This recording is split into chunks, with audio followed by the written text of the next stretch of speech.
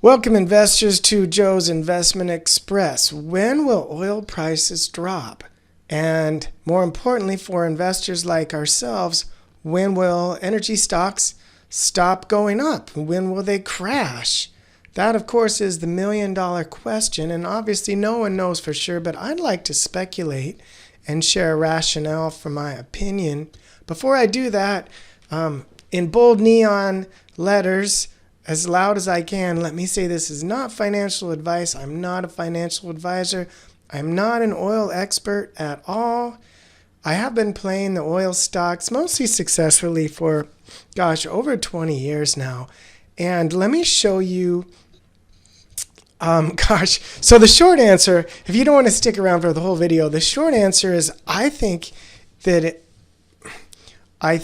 a good chance that oil stocks are going to keep going up for a few years. And that's the short answer. Obviously, there's going to be pullbacks, but I think we are at the beginning of a 4 or 5 year run. So I will talk through that in a minute. Let me share an anecdote. One thing you need to know, well, there's a lot you need to know about energy stocks, but one of the most important ones is they are cyclical. When there is high demand and low supply, they run up. And when there is low demand or an oversupply or both, then they crash. They do not make a 45-degree angle stair step upward like your Microsofts and your Apples. But if you get the timing right, wow, why is my nose itching? That's embarrassing. If you get the timing right, you can make a lot of money in these things. Let me share a little anecdote with the oil stock. This was one of my best performing stocks of all time. Good old Ultra Petroleum. Let me pull up the chart. This is XLE, the energy spider. I'll show you this in a minute. Now this is good old Ultra Petroleum. I say the name fondly because it was one of my biggest gains ever. I had trouble finding a price chart because the little rascal went bankrupt. And that is a warning to us all that when these things bust, they can go bankrupt if oil prices crash and their expenses are too high and their debt is too high. But I bought, I have no idea now. It's been so long, but I bought Ultra Petroleum sometime in the early 2000s, and I wrote it up for multiple hundreds of percents. And, I just didn't have much money back then, so I didn't make a lot of money. But it sure was fun riding Ultra Petroleum up. And I did sell it. Of course I gave some of it back, but I didn't give a lot of it back. This was one of my first big wins in the market. And that's what we're shooting for, something like this. Now, so here's the price of oil. Currently at about 117, almost 118. And as you can see, it ran up way down here from 15 to 117. So there are 3 reasons why it has run so high and so fast. The first one was because of the virus. Demand, everything shut down, as you know. Demand for oil went from, a normal pace to virtually non-existent. And the price of oil plummeted, and oil companies shut their spigots, right? They stopped drilling, they stopped pumping, they all shut down. And now we have the reopening of the world due to the elimination of the virus.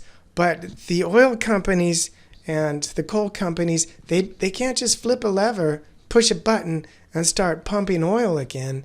It's a multi-month or year process. And furthermore, a lot of them are making a ton of money right now, and they aren't too interested in pushing the price of oil down.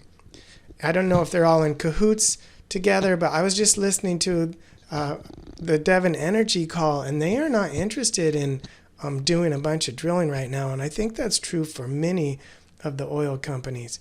So we have that. And then, of course, we have this frightening conflict in the Ukraine and Russia. And logistically, Russia supplies a bunch of oil and gas to Europe. And psychologically, it's creating a lot of fear that American oil supply will be cut and that the war will grow worse and become World War III. And so there's a psychological component as well. So that's the three reasons. And so here we see this tremendous run. Now, it doesn't take a rocket scientist to see that this is overbought. The first little piece of good news we get, either an increase in output, or the government deciding to tap into the strategic oil reserves more, or a little bit of deceleration of the conflict, and I think we'll see a sharp pullback, but I think that's going to be temporary. So, and I'll show you why when we look at the XLE in a minute.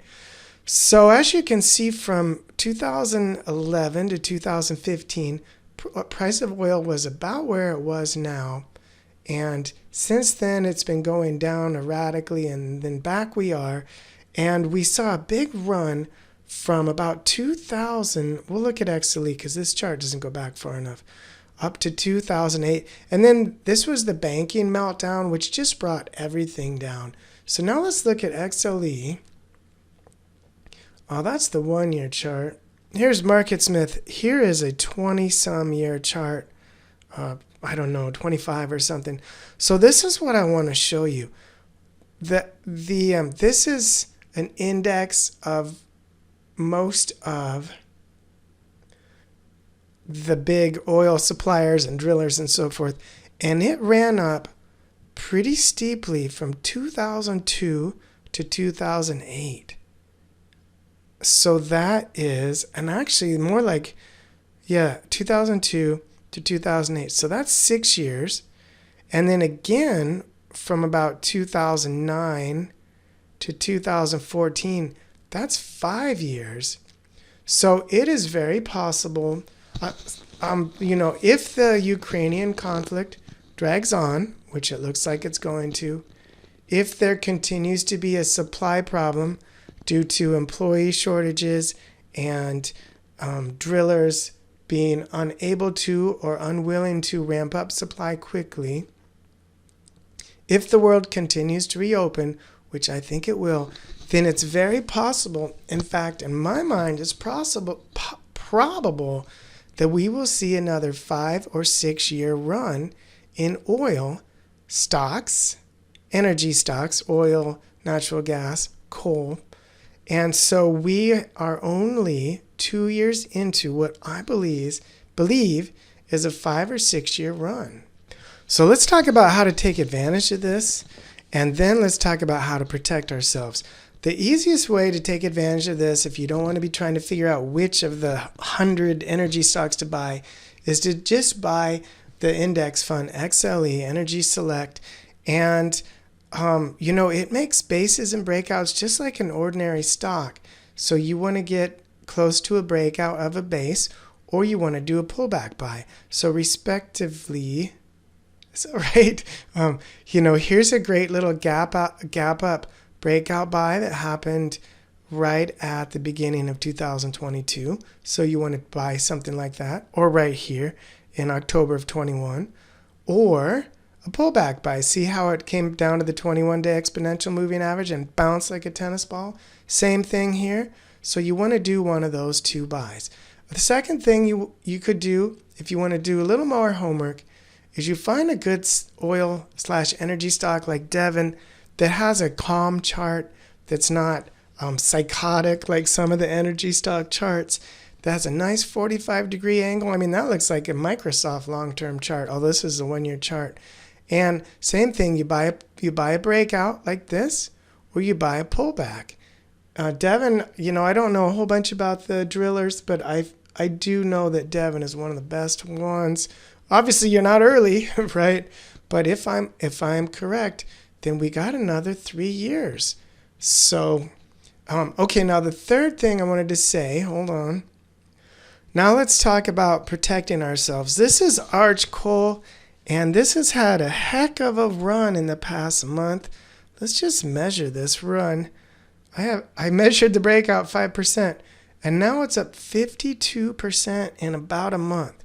So here's a couple things that you can do if you want to play individual oil stocks instead of this index fund itself. One is you take partial profits early at like 10 or 15%. And then by partial, I like to take half. That's really conservative, but I take half off. I bank the win, and then I can move my stop. Then I'm free rolling. If I have a stop of less than 10%, then I'm essentially free rolling the trade.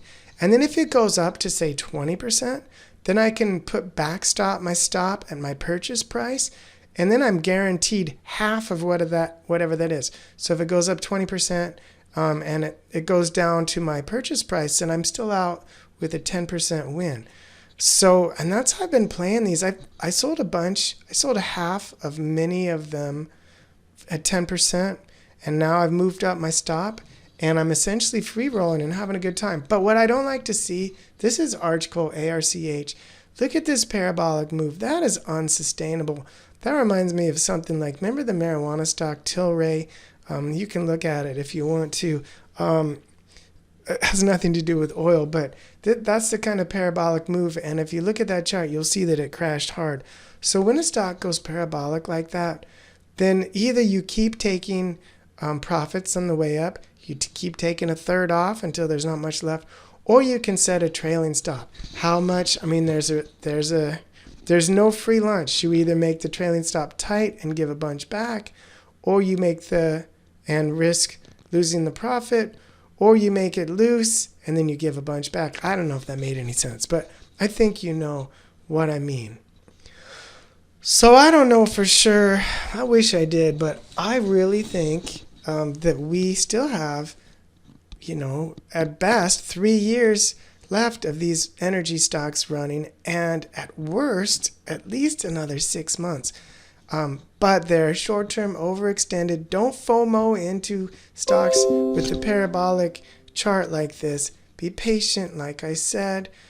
But I think a lot of people are so in love with the former market darlings, the Palantirs, the Squares, the, I don't know, dare I say Facebooks, that they're completely missing this epic energy run, and it's really too bad. But I guess we'll just keep these stocks as our little secret as long as possible. Well, let me know what you think. Am I right? Is oil going to crash tomorrow, or is it really going to run? Are these energy stocks really going to run for a few years? You tell me in the comments below, and if you want to throw around some individual stock names, that'd be great too. And please consider liking the video. You could even consider subscribing. I don't know. All right, you guys have a great weekend. Take care.